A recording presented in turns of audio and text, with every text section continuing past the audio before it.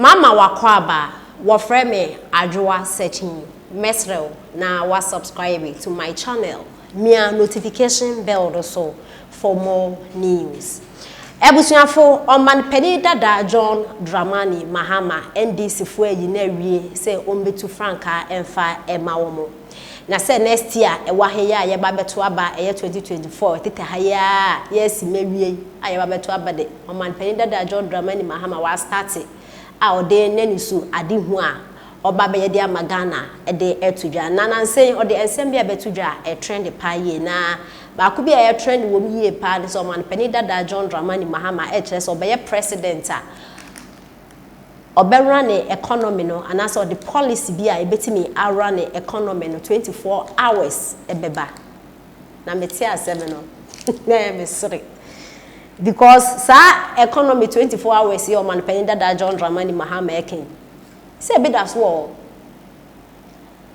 companies be around the 24 hours nurses around the 24 hours but man peni dada John Dramani Mahama de ensem we betu dwa no ye mu bi ya ate asese Ghana enya de ebe ye bio ye na ye nko ye nim ye nko ye echi yetim obi abe man peni dada John Dramani Mahama reply na wuti reply ni wi a obehu mienti America se Ghana ye nko ye nim anase ye echi ni yetima ni yetime no tie abranti reply ode abre man peni dada John Dramani Mahama no ode ensemwe etudwa ewo efia pokua journalist ni program awatu ni din jaso ewo okay FM na papa ni sem okay nyina ni se man peni dada John Dramani Mahama also obe run the economy in 24 hours street light common street lights enye enough wo Ghana ha no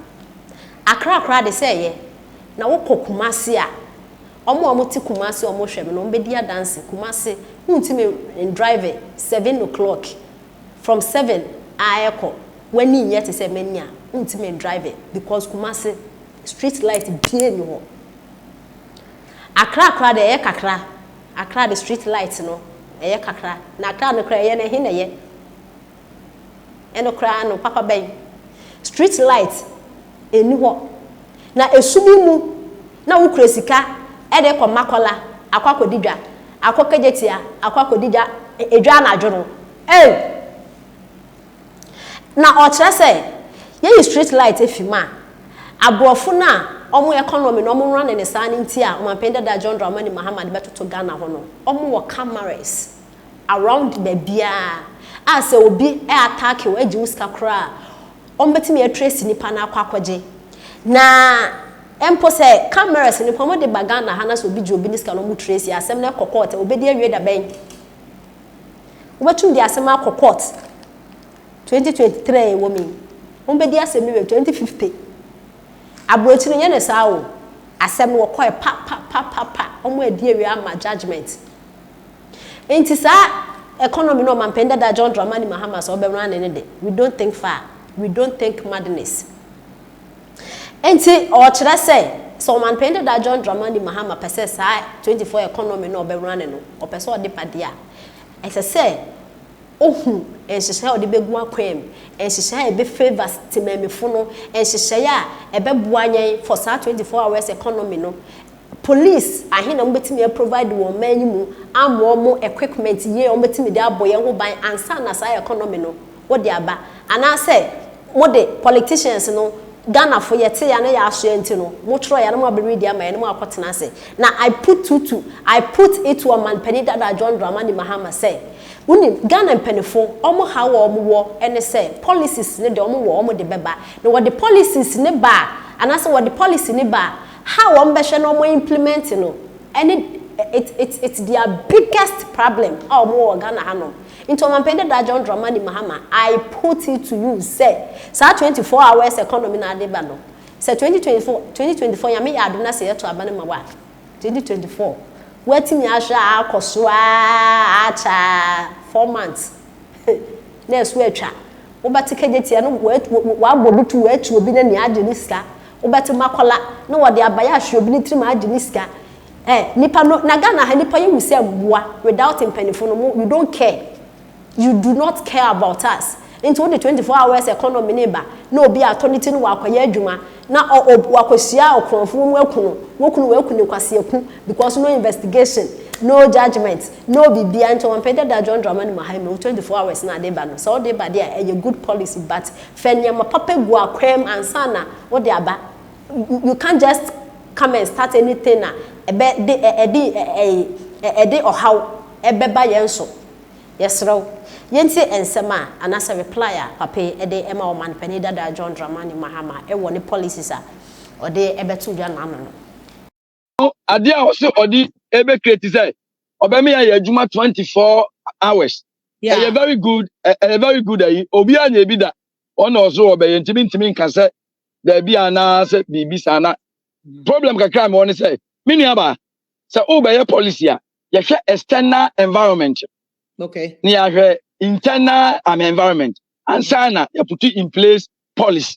Okay. Na minim say ebia o ma hwe ni nyina because Ghana street lights cry intimi so meni uka say street lights nyina adum krono nko a and the filling station meni uka say o mu nyina atum the filling station ru na watum nye say bia am say be wagimi o wonim say obi a amanfo ba beto ama ne nema akoso enso so wo ba no mu dituo o mu dituo ba be si so enti sa policy no e dey ben hye ne wa ya ye be so street light ye be camera o ba bia me say me 10 billion a betimi afa na najo e dey afa car e firi mi fie say me dey come akola akota de e wontimi mfiti prako pesa o man na o mu ya 24 hour more no almost security no nya bi ne ha o ya ha yeji e ma yi ko yeji akwa akota de abeton kuma se ma ne etwa o mu okwa mu ne aburo mu na yaje o mu sika na o man ya ensem se ewo mu no 24 hours na wo dey ba na fe kro no ye twam na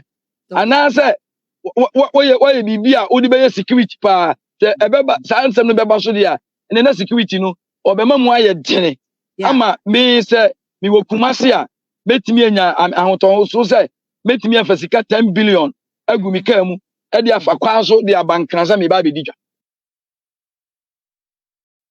I see you, God bless you. Enti ade dia wo ho na me ka say Mahama sa story ne dia ya te san mo ma ye better further and better particulars ube create jobs ube create ni say we are under IMF it we Mahama na be catch it ube create jobs o confess sika no we cause IMF say economy na pem we have only 3 billion a day manage it o confess sika no we another loan contract na no one may hu na ka so be create ahen jobs na no mobile na ko na agu no. The economy can no longer contain NAPCO. On say amuko IMF obi aka NAPCO asem you can't. Connect kono kro mo de nkofo komu tuaye. Omo de nkofo komu tuaye. So also balance aba be promise ya bra promise ya perfect and better particulars. Ya proper evidence say you do A you do B. E ka wo ka say ya cha. Mahama ka wo mu 122. Ekufu adu de wo mu over 300 billion. Obi any one man can be di na chi akoni fie. No. Ekufu adu free akonya so obekọ akotena chebi. Owi akotena France ne London. Obe enjoy e ka we ndi na chi. Mahama otifi e ka we ndi na chi. Minu mienu ebe di echi. Ebe di echi. Mo amo send message amudi atam ko dodo sen kwa na mo wasnet. Mu ni bi. Dodo sen po na mo wasnet mu ni bi. Issues. E wo wona ma Ghana was say this is the time and can by now. Ebe ye push agenda bi of parliament MPs. Dia na mo ya mo ni bi for at the pam for TF for capital for mason for these are people who are not on snake. Dia na betimi aya mo. Edgar says ke betimi agim ye good fund bi mu. Am ye dia bo mo se fanya ntete vocational training institute there. Yakofa German for your more experience in vocational skills aba mu be school. In 5 years in training IT for be 1,000.